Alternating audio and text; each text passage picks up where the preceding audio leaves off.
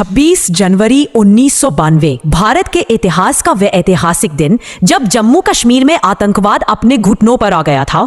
जब आतंकवादियों से जान की धमकी मिलने के बावजूद आज के पीएम मोदी ने श्रीनगर के लाल चौक में तिरंगा फहराया था और जब पाकिस्तान को भारत ने अपनी ताकत की झलक दिखाई थी, उस वक्त नरेंद्र मोदी ने अपने भाषण में यह कहा था, 26 जनवरी को परसों, अब चंद घंटे बाकी हैं, लाल चौक में फैसला हो जाएगा किसने अपनी मां का दूध पिया। तो आखिर कैसे अपोजिशन पार्टी के आम कार्यकर्ता होने के बावजूद उस वक्त नरेंद्र मोदी ने जम्मू कश्मीर में आतंकवाद को मुंह तोड़ जवाब दिया था। उसी साल टेंट में विराजित रामलल्ला के सामने उन्होंने कौन सी प्रतिज्ञा ली थी और जब वह आध्यात्म की तलाश में हिमालय गए थे तब उनके गुरुजी ने उन्हें कौन सा मंत्र दिया था, जानेंगे इस वीडियो में। लेकिन उससे पहले नए दर्शक जल्दी से चैनल को सब्सक्राइब कर दीजिए। दरअसल साल 1992 में जम्मू कश्मीर में आतंकवाद अपने चरम पर था।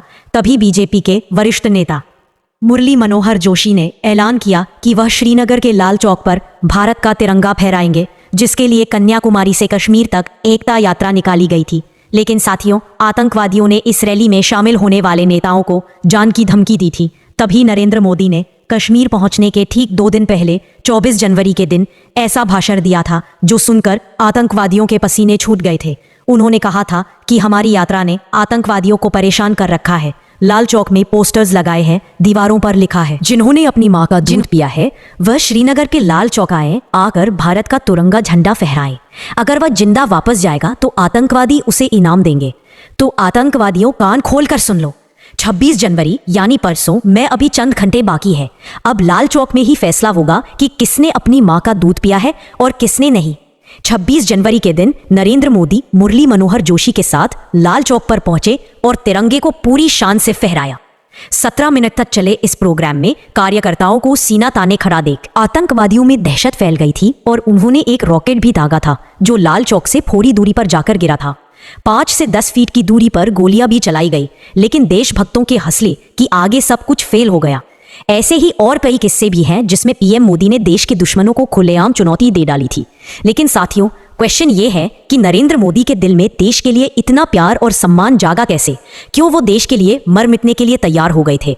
आइए जानते हैं पीएम मोदी के जीवन से जुड़ी कुछ अनसुनी कहानियों के जरिए। नरेंद्र मोदी आजाद भारत में जन देश के पहले प्रधानमंत्री हैं। उनका जन्म 17 सितंबर 1950 के दिन गुजरात के मेहसाना जिले के वडनगर गांव में एक गरीब परिवार में हुआ। उनकी मां का नाम था हीराबेन मोदी और पिता का नाम दामोदर दास मूलचंद मोदी। नरेंद्र मोदी अपने 6 भाई बहनों में तीसरे नंबर पर थे। वे बताते हैं कि बचपन में उनके पिताजी वडनगर रेलवे स्टेशन पर चाय का एक छोटा सा स्टॉल लगाया करते थे और नरेंद्र स्टॉल पर अपने पिताजी की मदद किया करते थे, जहां वह ट्रेन के डब्बों में जाकर चाय बेचा करते थे उनके बारे में लिखने वाले बताते हैं कि मोदी जी बचपन से ही पढ़ाई में एवरेज स्टूडेंट थे, लेकिन उन्हें स्कूल के नाटकों में हिस्सा लेना काफी पसंद था। भले ही उनकी जेब खाली हो, लेकिन उनका दिल और दिमाग हिम्मत और साहस से भरपूर रहता था। मोदी जी बताते हैं कि उनकी स्कूल के पास एक झील हुआ करती थी जिसमें वह अक्सर खेलने जाया करते थे। एक बार उन्हें वहां मगरमच्छ का बच्चा मिला जिसको बहुत बहादुरी से उठाकर वह घर ले आए, लेकिन मां हीराबेन के समझाने पर उन्होंने उसको वापस झील में छोड़ दिया। खेल कूद के अलावा वो इतिहास पढ़ने का बहुत शौक रखते थे, इसीलिए वह लाइब्रेरी जाकर कई साल पुराने अखबार और देश के इतिहास से जुड़ी किताबें पढ़ते थे। इसके अलावा वह स्वामी विवेकानंद जी से काफी प्रेरित थे, इसीलिए वह उनकी सभी किताबें पढ़ा करते थे। महज 8 साल की उम्र में अपने हिंदी टीचर चंद्रकांत दवे से प्रभावित होकर मोदी आरएसएस में जाने लगे। वहां उनकी मुलाकात एक ऐसे व्यक्ति से हुई जिसके लिए वह झाड़ू लगाने से लेकर कपड़े धोने तक का काम करने लगे। उस व्यक्ति का नाम था लक्ष्मण राव ईमानदार, जिन्हें सभी वकील साहब कहकर बुलाते थे। उनकी मोदी जी पर सबसे अधिक छाप थी। नरेंद्र मोदी को बचपन से ही अच्छे कपड़े पहनने का शौक था। हालांकि वह कभी महंगे कपड़े नहीं खरीदते, लेकिन साफ सुथरा रहना उनकी खूबी थी। उनका स्टाइल बचपन से ही काफी अलग रहा। वह कभी बाल बढ़ाते थे तो कभी बड़ी मूंछ रखते थे, कभी सरदार के गेटअप में आ जाते थे। कोई भी चीज आपको ऐसी नजर नहीं आएगी जिसमें सादगी ना हो। अच्छे तरीके से रहना, गंदे रहना, जूतों का पॉलिश नहीं किया है, कुर्ता ऐसा है उसका मेरी आदत नहीं, मैं बचपन से आदत नहीं है, लेकिन मुझे नहीं लगता है कि मैंने कभी कोई महंगी चीज परचेज की है। कभी नहीं। मेरे शरीर पर कोई महंगी चीज नहीं होती।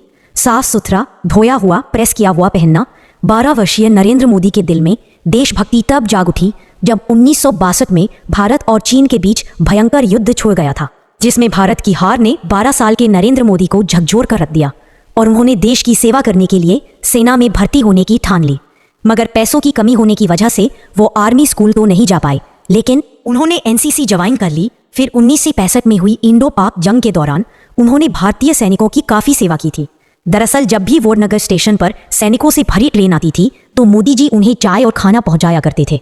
बचपन से ही स्वामी विवेकानंद को अपनी प्रेरक मानने वाले नरेंद्र मोदी 1967 में अपना पारिवारिक जीवन त्याग कर स्वामी विवेकानंद की दीक्षा लेने दीक्षा मज्जा पहुंचे, लेकिन उन्हें वहां दीक्षा नहीं दी गई क्योंकि रामकृष्ण मिशन का सन्यासी बनने के लिए उनका ग्रेजुएट होना जरूरी था। वो नहीं थे, मगर दुखी होने के बजाय वह आध्यात्म की तलाश में हिमालय जा पहुंचे, जहां उनके साथ कुछ ऐसा हुआ जिसकी बदौलत ही आज मोदी प्रधानमंत्री हैं। कहा जाता है कि हिमालय की घाटियों में नरेंद्र मोदी को एक साधु मिले थे जिनके शिष्य बनकर उन्होंने तपस्या करना शुरू किया। इसके साथ भगवा वस्त्र और कमंडल लेकर इन्होंने कई राज्यों में यात्रा करना शुरू किया। इसी बीच एक दिन इनके गुरुदेव ने इन्हें बुलाया और कहा कि बालक नरेंद्र, तुम कर क्या रहे हो? नरेंद्र कुछ समझ नहीं पाए। तभी गुरुजी बोले, तुम्हारे पास दो रास्ते हैं, अगर तुम तपस्या करो और तपस्वी जीवन जियो तो तुम ऋषि बन जाओगे, लेकिन नियति ने तुम्हें दूसरी चीज के लिए चुना है, जिसके लिए तुम इस दुनिया को त्याग कर फिर संसार जीवन में आ जाओ, जहां तुम राज ऋषि कहलाओगे। इसीलिए वह पहले केदारनाथ, फिर से दिल्ली, राजस्थान और राजकोट से होते हुए वडनगर में वापस आए और कुछ दिन परिवार के साथ रहकर फिर अहमदाबाद आ गए। घर छोड़ने को लेकर उन्होंने एक इंटरव्यू में यह कहा था, 17 साल की आयु में घर छोड़ दिया, स्कूली शिक्षा के बाद में निकल गया। वे तब से लेकर के आज तक मैं भटक रहा हूँ नई चीजें पाने के लिए, जहां उन्होंने चाय के कैंटीन में काम करने के साथ आरएसएस ज्वाइन कर लिया और एक प्रचारक के रूप में काम करना शुरू किया।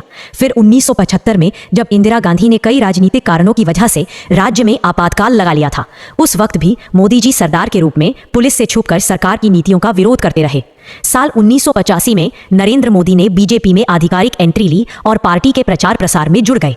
लाल कृष्ण आडवाणी को मोदी जी का राजनीतिक गुरु माना जाता है। 90 के दशक में जब मोदी जी ने आडवाणी की सोमनाथ से अयोध्या यात्रा में बड़ी भूमिका निभाई, उस वक्त अयोध्या में एक घटना हुई जिसके बारे में काफी कम लोग जानते हैं। बताया जाता है कि 1992 में नरेंद्र मोदी अपने 2-4 साथियों के साथ नंगे पांव अयोध्या में रामलला के टेंट में पहुंचे, जहां प्रभु श्री राम को कड़ी तपस्या करते हुए देख वह काफी भावुक हो गए। उस वक्त उन्होंने भगवान राम की सौगंध खाते हुए प्रतिज्ञा ली थी कि मैं दोबारा आपके दर्शन करने तभी आऊंगा जब आप भव्य मंदिर में विराजमान हो जाएंगे। इस बात को 32 साल हो गए, लोग भूल गए, लेकिन नरेंद्र मोदी नहीं, उनके नेतृत्व में रामलला को न्याय मिला और 22 जनवरी 2024 के ऐतिहासिक दिन पर उन्होंने ही नवनिर्मित राम जन्मभूमि मंदिर का उद्घाटन किया और उनकी प्रतिज्ञा पूरी हुई। इसके बाद उन्होंने अपने भाषण में रामलला के लिए कुछ ऐसे बोल बोले तो सुनकर आपके रोंगटे खड़े हो जाएंगे। राम भारत की आस्था है, राम भारत का आधार है, राम भारत का विचार है, राम भारत का विधान है, राम भारत की चेतना है, राम भारत का चिंतन है, राम भारत की प्रतिष्ठा है, राम भारत का प्रताप है, राम प्रभाव है, राम नीति भी है, राम नीति भी है, राम नित्यता भी है, राम निरंतरता भी है, राम विभु है, विशद है, राम व्यापक है, विश्व है, विश्वात्मा है। पीएम मोदी गुजराती में कविता लिखते हैं। उन्हें फोटोग्राफी का भी काफी शौक है। बहुत कम लोग ये जानते हैं कि पीएम मोदी अमेरिका से पब्लिक रिलेशन और इमेज मैनेजमेंट का 3 महीने का कोर्स कर चुके हैं। उनके 5 भाई हैं और एक बहन है। नरेंद्र मोदी की पत्नी का नाम यशोदाबेन मोदी है। परिवार के कहने पर उन्होंने सिर्फ 17 साल की उम्र में यशोदाबेन से शादी की थी। कुछ लोगों का कहना है कि शादी होने के 3 साल बाद तक मोदी नहीं, उनके नेतृत्व में रामलला को न्याय मिला और 22 जनवरी 2024 के ऐतिहासिक दिन पर उन्होंने ही नवनिर्मित राम जन्मभूमि मंदिर का उद्घाटन किया और उनकी प्रतिज्ञा पूरी हुई। इसके बाद उन्होंने अपने भाषण में रामलला के लिए कुछ ऐसे बोल बोले तो सुनकर आपके रोंगटे खड़े हो जाएंगे। राम भारत की आस्था है, राम भारत का आधार है, राम भारत का विचार है, राम भारत का विधान है, राम भारत की चेतना है, राम भारत का चिंतन है, राम भारत की प्रतिष्ठा है, राम भारत का प्रताप है, राम प्रभाव है, राम नीति भी है, राम नीति भी है, राम नित्यता भी है, राम निरंतरता भी है, राम विभु है, विशद है, राम व्यापक है, विश्व है, विश्वात्मा है। पीएम मोदी गुजराती में कविता लिखते हैं। उन्हें फोटोग्राफी का भी काफी शौक है। बहुत कम लोग ये जानते हैं कि पीएम मोदी अमेरिका से पब्लिक रिलेशन और इमेज मैनेजमेंट का 3 महीने का कोर्स कर चुके हैं। उनके 5 भाई हैं और एक बहन है। नरेंद्र मोदी की पत्नी का नाम यशोदाबेन मोदी है। परिवार के कहने पर उन्होंने सिर्फ 17 साल की उम्र में यशोदाबेन से शादी की थी। कुछ लोगों का कहना है कि शादी होने के 3 साल बाद तक मोदी जी अपनी पत्नी के साथ रहे। लेकिन मोदी जी के बारे में लिखने वाले इस बात से इनकार करते हैं और कहते हैं कि वह दोनों कभी साथ रहे ही नहीं। मोदी जी का मानना है कि एक शादीशुदा के मुकाबले अविवाहित व्यक्ति भ्रष्टाचार के खिलाफ ज्यादा जोरदार तरीके से लड़ सकता है, क्योंकि उसे अपनी पत्नी, परिवार और बाल बच्चे की कोई चिंता नहीं रहती। खैर, 1992 में एकता यात्रा करने के बाद पीएम मोदी गुजरात आ गए, जहां 1995 में बीजेपी ने पूर्ण बहुमत की सरकार बनाई। केशुभाई पटेल को मुख्यमंत्री बनाया गया और नरेंद्र मोदी को पार्टी का कामकाज देखने के लिए मुंबई बुला लिया गया। 1998 में गुजरात में फिर चुनाव हुए और बीजेपी की सत्ता में वापसी हुई, लेकिन केशुभाई अब काफी बीमार रहने लगे थे। इस बीच 26 जनवरी 2001 को आए भूकंप ने गुजरात को हिलाकर रख दिया था। लोग सरकार से निराश हो चुके थे। तभी केंद्र में एनडीए की सरकार थी और प्रधानमंत्री थे अटल बिहारी वाजपेयी, जिन्होंने मोदी जी से कहा, तुम्हें दिल्ली छोड़कर गुजरात जाना चाहिए। पहले तो मोदी जी यह बात समझ नहीं पाए, लेकिन फिर उन्हें पता चला कि वाजपेयी उन्हें गुजरात का मुख्यमंत्री बनाना चाहते हैं और गुजरात आने के बाद 7 अक्टूबर 2001 के दिन नरेंद्र मोदी को गुजरात के मुख्यमंत्री के रूप में नियुक्त कर लिया गया, जहां उन्होंने 4 बार लगातार जीत हासिल करके करीब 13 साल तक गुजरात के मुख्यमंत्री का पद संभाला।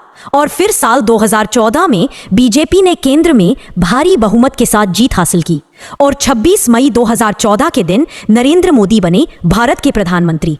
तो दोस्तों, आज के लिए बस इतना ही। अगर आप इस वीडियो का पार्ट 2 देखना चाहते हैं, जिसमें हम प्रधानमंत्री बनने के बाद मोदी जी के जीवन के रोमांचक सफर की बात करेंगे, तो कमेंट बॉक्स में पार्ट 2 जरूर लिखें।